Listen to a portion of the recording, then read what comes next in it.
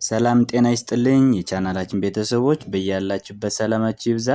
ዛሬ ለአዲስ ጀማሪዎች የሚሆን እንግሊዘኛን በቀላሉ ከአማርኛ ፊደላት ድምጽ ጋራ እያመሳሰልን የምናይ ይሆናል።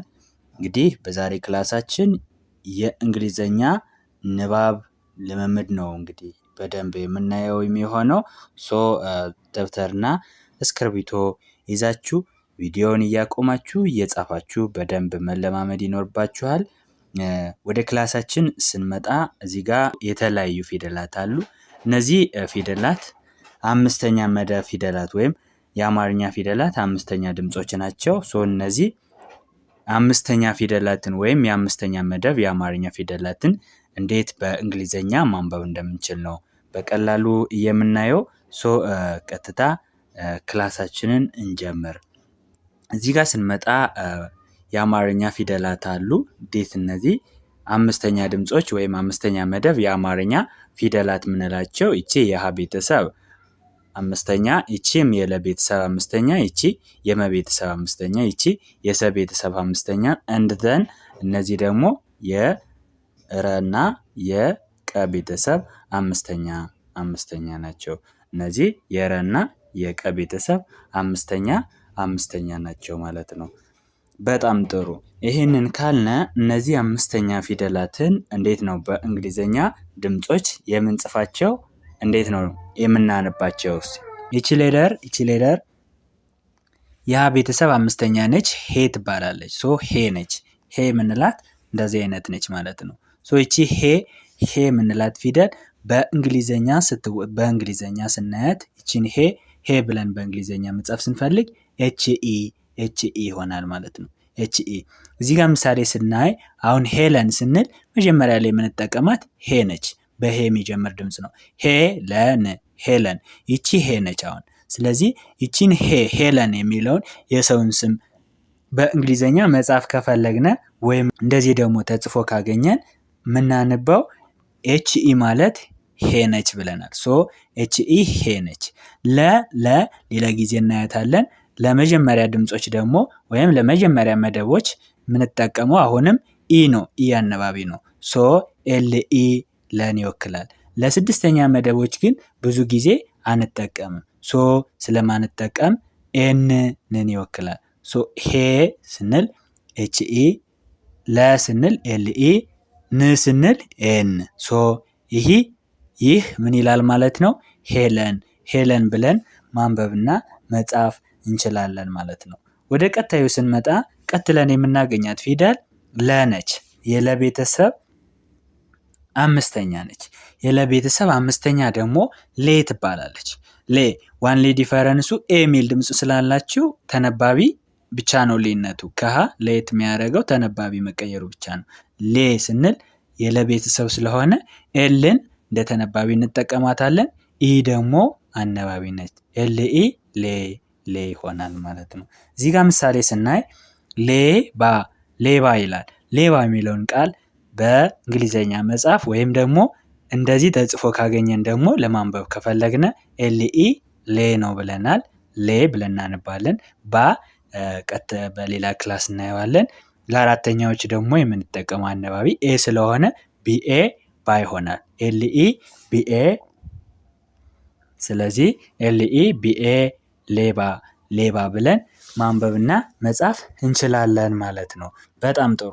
ቀጥለን የምናገኘው ፊደል የመ ቤተሰብ አምስተኛ ነው። እዚህ ጋር ያለው ሜ ይባላል። ስናንበው ሜ አሁንም ኤ ተመሳሳይ የአነባብ ድምጽ ወይም አነባቢ ነው ያላቸው። ኤ የሚል አነባቢ ነው የሚኖራቸው። ለመ ቤተሰብ ደግሞ የምንጠቀመው ተነባቢ ኤም ነች። ኤም ኢ ሜ ይሆናል። ኤም ኢ ሜ። እዚህ ጋር ምሳሌ ሜዳ የሚለውን ቃል በእንግሊዘኛ መጻፍ ከፈለግነ ሜ ለማለት ኤም ኢ ነው ብለናል።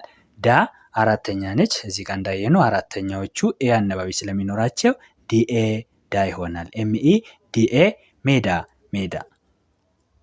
ቀጥለን የምናገኘው ፊደል ሴ ይባላል። ቀጥለን የምናገኘው ፊደል የሰ ቤተሰብ አምስተኛ ነው። ሴ እንለዋለን። ሴ ስንል አሁንም ኤ አነባቢ ስለሚኖረው ኤስ ኢ ሴን ይወክላል። ሴቶች ሴቶች የሚለውን ቃል ስንጽፈው ሴ ማለት ኤስኢ ነው ብለናል። ኤስኢ ቶ ደግሞ የተ ቤተሰብ ሰባተኛ ነች። ሰባተኛዎቹ ኦ አናባቢ ይኖራቸዋል፣ እናያቸዋለን። ቲኦ ቶን ይወክላል። ች ስድስተኛ ነች። ስድስተኛዎቹ ብዙ ጊዜ ያለ አነባቢ ተነባቢ ብቻ ነው የሚቀመጡ ብለናል። ሲኤች ብቻ ችን ይወክላል። ኤስኢ ቲኦ ሲኤች ሴቶች ብለን ማንበብና መጻፍ ቻልነ ማለት ነው። ቀጥለን የምናያት ፊደል ሬ ነች። ሬ የረ ቤተሰብ አምስተኛ ሬ ሶ ሬ የሚለውን ደግሞ ስናይ አርኢ ይሆናል ማለት ነው። አርኢ እዚህ ጋር ስናይ ሬዲ ይላል። ሬዲ ዝግጁ ማለት ነው። ሬዲ የእንግሊዝኛ ቃል ነው። በአማርኛ ስለጻፍኩ ነው እንጂ የእንግሊዝኛ ቃል ነው። ሶ ሬዲ ለማለት ሬ ማለት አርኢ ነው ብለናል። አርኢ ነው። ሶ አርኢ ኤዲዋይ ሬዲ ብለን ማንበብ ችለናል ወይም ማንበብ እንችላለን ማለት ነው። በጣም ጥሩ። አደር ቲንግ እዚህ ጋር ቄ ነች። የቀ ቤተሰብ አምስተኛ ወይም የቀ ቤተሰብ አምስተኛ ነች። ሶ ይቺ ቄ የምንላትን ፊደል በእንግሊዘኛ ስናያት ኬኢ ቄን ይወክላል ማለት ነው።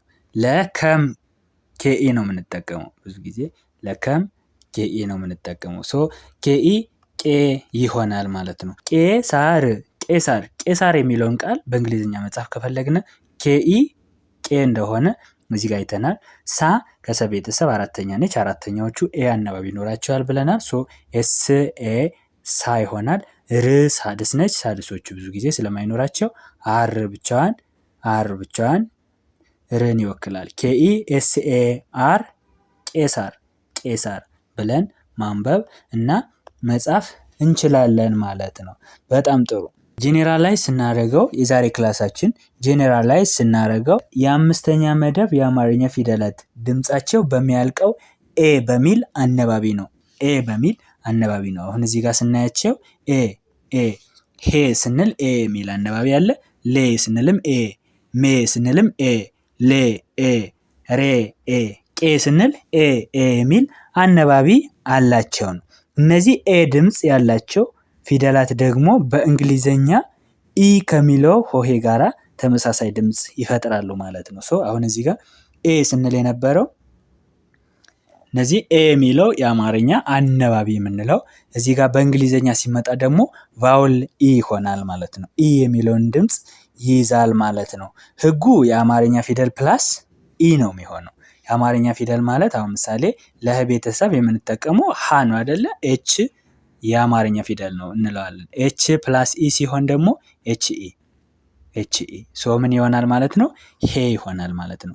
ሌላውም እንደዚህ አሁን የአማርኛ ፊደል አሁን ለቤተሰብ የምንጠቀመው